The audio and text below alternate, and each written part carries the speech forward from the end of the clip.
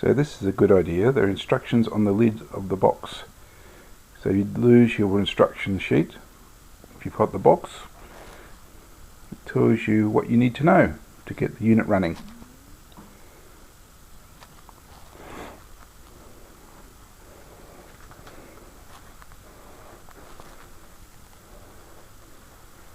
It's quite nice and sleek looking,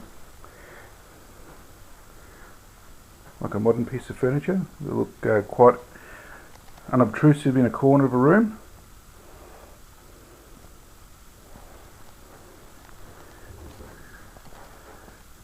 On the next video we'll have a look at the instructions and how to set the unit up and get it going. Thanks for watching.